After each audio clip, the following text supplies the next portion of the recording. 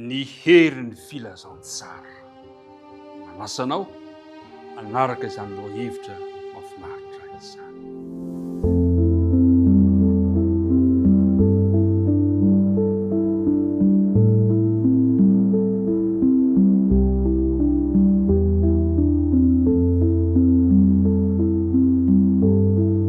Ry mpiara-midinika namana amin'ity alakamisy maraina fa 9 volana febroary ity dia ampifaliana no ianolorako ny arahaba ho anao sy ny ankovonanao.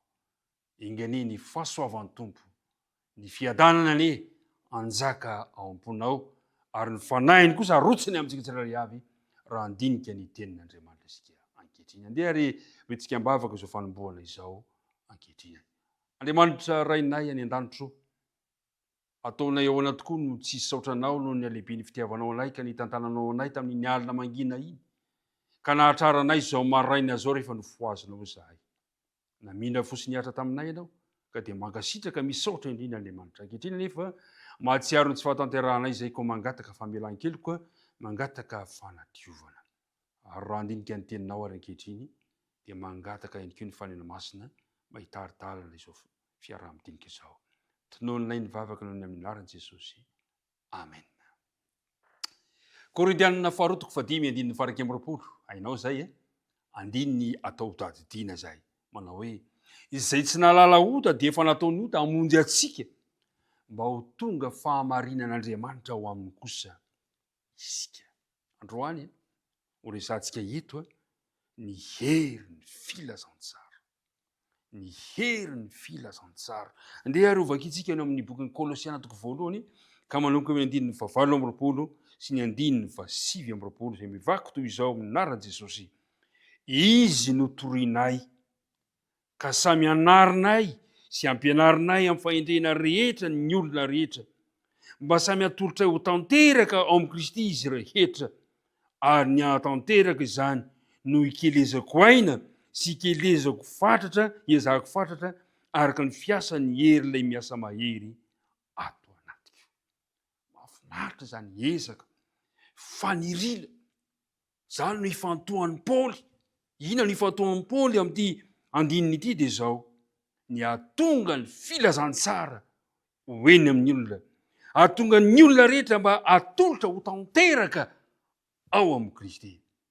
Iriko ny tenin'Andriamanitra izay omena antsika mba hahatonga antsika ho tanteraka.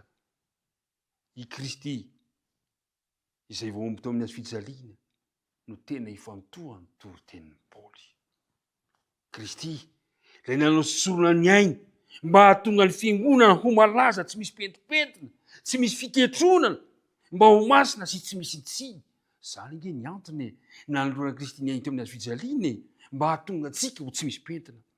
Ary zany raha teo no tanjon'ny Paoly voalaza teo eo amin'ny andininy fa 8 hoy izy hoe izy notorinay ka samy anarinay sy ampianarinay amin'ny fahendrena rehetra ny olona rehetra mba samy atolotray ho tanteraka ao amin'ny Kristy izy rehetra. Ny tanjon'ny Paoly dia mba hahatonga atsika tsirairay avy ho tanteraka ao amin'ny Kristy. Ilay hoe ho tanteraka amin'ny teny grika dia azo lazaina hoe tonga lafatra, tsy misy kilema, atolotra, tsy misy kilema ho an'ny Kristy ianao noho ny filazantsara. Atolotra amin'ny Kristy ho tonga lafatra ianao noho ny filazantsara. Ary zay nahatonga ny Paoly ilaza hoe anarinay ny rehetra, fampianarana ny feno fitandremana, fampianarana, fampitandremana ny olona mba hanaraka ny fotom-pampianarana sy ny fanao kristianina. Zany ny tanjon'ny Paoly, mampitandrina i Paoly ny vokatry ny fandavana ny filazantsara. Mampianatra Paoly ny amin'ny loza avy amin'ny mpampianatra sandoka. Zany nahatonga ny Paoly manao hoe hoy izy hoe zany no ezahanay, zany no ilifosanay mikely aina mandrakariva hitoro ny filazantsara ity apôstôly ity. Ry mpiara-midinika namana, rehefa izany no tanjona dia misy fitombona eo amiko sy eo aminao. Ny fitombona ho kristiana tanteraka amin'ny fanekena ny fampianarana sy ny fianona ny fampitandrema ny soratra masina. Zany ny zavatra mahafinaritra. I Paoly dia mikendry mihitsy ny ahatonga antsika ho tanteraka eo amin'ny Kristy. Ary ile fitombona io dia manjary fantatsika ny hevi-dalina izay lazain'ny ten'Andriamanitra, ilazain'ny lalàn'Andriamanitra izay mitarika antsika mandrakariva ho eo amin'ny Kristy. Ary kanefa na izany zany aza dia mila mitandrina isika ary zay nahatonga ny Paoly hoe hanarinay. Hoy izy hoe samy hanarinay. Mampitandrina zany Paoly. Satria mantsy ny zavatra mampalahelo araka ny boky ny Eo-am-bolena toko 412 manao hoe misy lalana ataon'ny olona mahitsy kanjo mivarina amin'ny fahafatesana amin'ny fiafarana. Misy heverin'ny olona fa mety. Ary zany zavatra mampalahelo. Tafiditra any am-piangonana izany heverina lalana fa mety izany.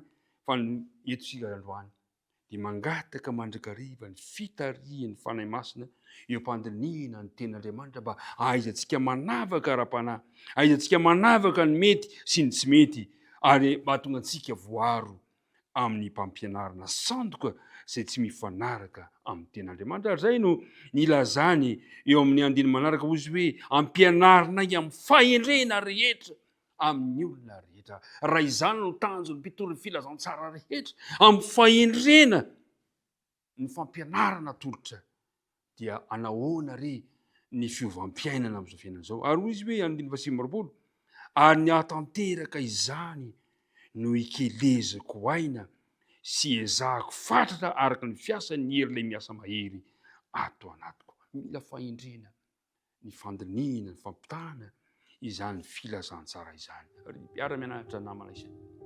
Ny herin'ny filazantsara dia manova anao tanteraka, manana ny herin'ny filazantsara. Mametra fantaniana amin'ny tenanao ianao. Moa ve ny filazantsara izay omenanao manana ny hery hanova ny fiainanao. Amin'izao fotoana izao, amin'ity andro any ity ary dia mangataka anao hanapa-kevitra. Eto am-bavaka mba hisy hery ho anao ny filazantsara, satria ny tanjon'ny apôstôly Paoly dia mba ho atolotra eo amin'ny Kristy ianao, olona tsy manan-tsiny, tanteraka, tsy misy kilemany tompony ombantsika indray amin'ity androany ity. Andery hiaraka hivavaka isika. Andriamanitra rainay eo, irinay mba hisy hery eo amin'ny fiainanay ny filazantsaranao, ka hanovanay, hanamboatranay ho tahaka anao. Tehirizo am-ponay ary ny teninao izay niarahana indinika teto androany, mba ahatonga anay ho vavolombelona amin'ny toerana rehetra, amin'ny fotoana rehetra. Dia izany ny fanirianay izany ho hitahita-ponay, tinonina ny vavaka aminony amin'ny anaran'i Jesosy. Amen.